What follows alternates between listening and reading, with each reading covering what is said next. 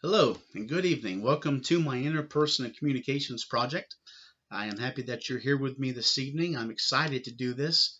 This is my last project, my last assignment of my last class before my degree completion, so this is exciting for me.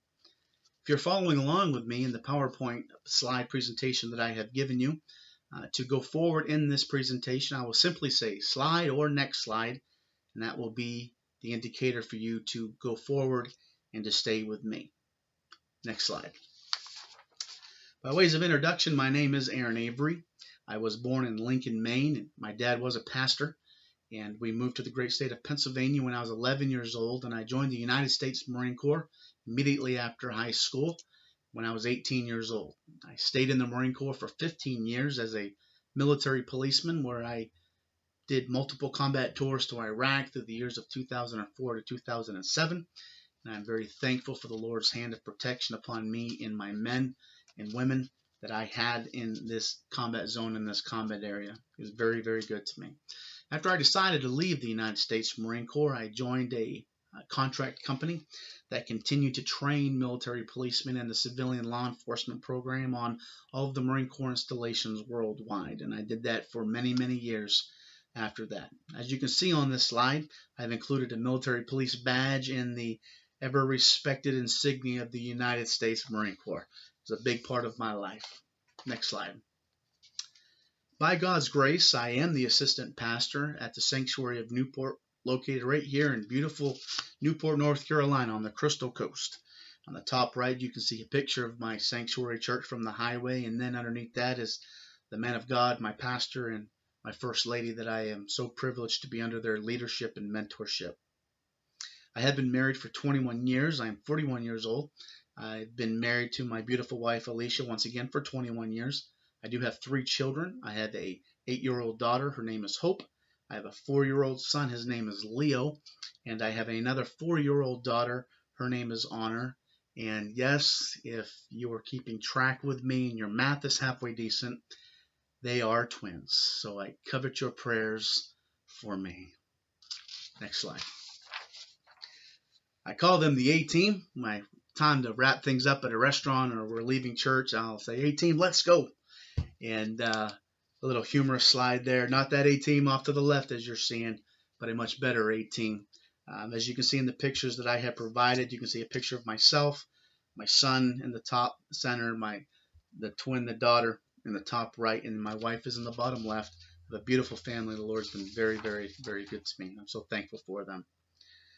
This project, getting into the meat and potatoes of this assignment, this project I want to cover a very few basic points and concepts. The very first one is I want to be able to show you my personal communication style, and I have right there before Revelation. And what I mean by that is this: I want to show you my personal communication style and how I was before I began to learn the tools and the traits needed to become a better, more effective communicator through this course of study. I would also like to describe the information learned about the communication style that I found that I have. I would like to talk about the benefits and the downfalls of my specific style of communication, the areas of desired change to be more effective. I do desire to be more effective. And then finally, how all this ties together into my overarching goal of communication. Next slide. My overarching goal in my communication is simply cut down to one sentence. And that sentence would be to utilize my identified strengths to maximize communication and to turn areas of weakness into strengths. I do believe that I did have some good communication styles and habits before, but as revelation happens, as learning happens, there are many areas that have been made known to me that I must develop and become better in. And I want to develop those areas into great points of strength, to be the minister, to be the father, to be the husband, to be the friend that the Lord wants me to be through good, positive, and effective communication. Next slide. On this slide here, you can see that this is the background of the behavioral blend that I received from the Uniquely You website on my personal behavioral blend.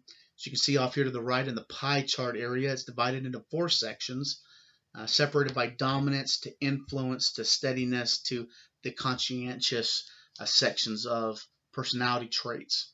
Basically, the D is an active and a very task-oriented individual. An I is an active but a people-centered or people-oriented individual. Then you have the S, passive, people-oriented, and then finally the C, which is a passive, task-oriented individual. Everyone should fall into some of those categories, and I did as well, which is on the next slide. On this slide is my personal behavioral blend, and I fell right into the DI section of the behavioral blend, which tells me that I'm good with challenge. I enjoy challenge, and I do like having control of situations. I can motivate others. I can bring them on board with me and push towards a vision, but I need to learn and to be better in respecting others in their time and their opinions, their feelings and emotions. I need to guard the overuse of my strengths. I can be overbearing at times, making peace in situations instead of winning arguments, choosing my words more carefully, and finally, controlling my feelings. As I am around my wife or at the house, which is what I truly am outside, I'm good with handling pressure well, tackling difficult tasks, but I do need to listen more. That's an ever revolving thing in my communication style. I need to be more sensitive, becoming a peacemaker, not being so judgmental, being more optimistic. And we'll go over a little bit more of that here in a minute. Next slide. Some of my communication barriers, though they are many, I did have to cut them down to just a handful, and basically it boils around to some of my overbearingness and then things that I can do to do better. I'm just looking at a few of these. I can tend to talk too much, as you can tell by my time is getting away from me already. I need to be more sensitive, and I need to be able to pull back on my pushiness and my forceful nature. At the house, I need to be able to hear. I like to hear the bottom line. I do like a direct approach, and I want to talk more than listen. Imagine that. Yes, that is true. I do enjoy talking. That's part of the controlling nature of me. Next slide, please. More communication barriers that I have is with that aggressiveness of wanting to attack. And as I have down here with Infante et al. In 1984 wrote, verbal aggression is mainly a result of lack of argumentative skill. I don't want to be thought of as someone that's ignorant, that cannot speak out of thought and just become an aggressive. I have that, and I'm very cognizant of that. Wanting to expose others. It's just exposing them to myself, not throwing them out for anybody else, but just for myself, that I need to be right, and that is not right in the communication skills. Burley and Allen talked about being a persecutor, which is basically downing everything with constant corrections. I do find myself doing that in the positions that I've been involved with. I'm actively working on that, becoming more of the supportive role, still making the corrections that I need to, but also saying the good things as well with individuals, more of leadership there. Burley Allen also spoke about the labeling of the value of what people are saying before they even say it. I fight hard against that now because I understood and I saw where I do absolutely do that, and that is not fair to the person.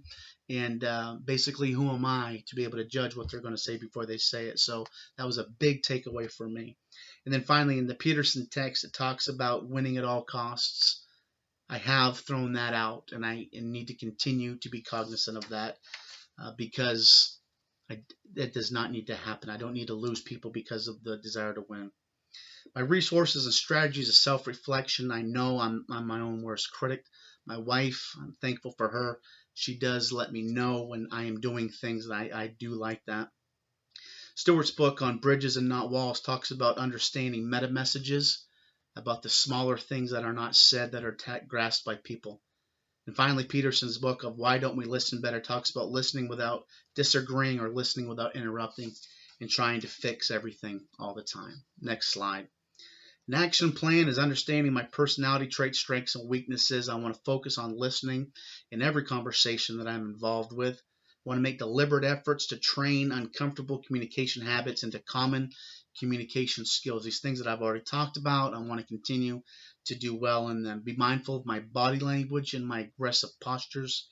utilize the listening skills that I have learned, asking for verification of important issues, asking to repeat important information, and basically, as the McKenzie and Quasi quote down here at the bottom, the feedback of the information that was received to ensure that I received it correctly will show my listening skills. Next slide.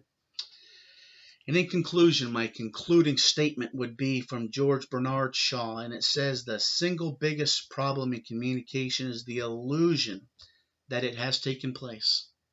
I don't ever want people to think, or I don't ever want to think that I properly communicated and effectively communicated with them if it did not happen, because I'm so blind to everything that's going on. Once again, thank you for being here with me today. My name is Aaron Avery, and I am so thankful to be with you and that you are with me. Have a great night.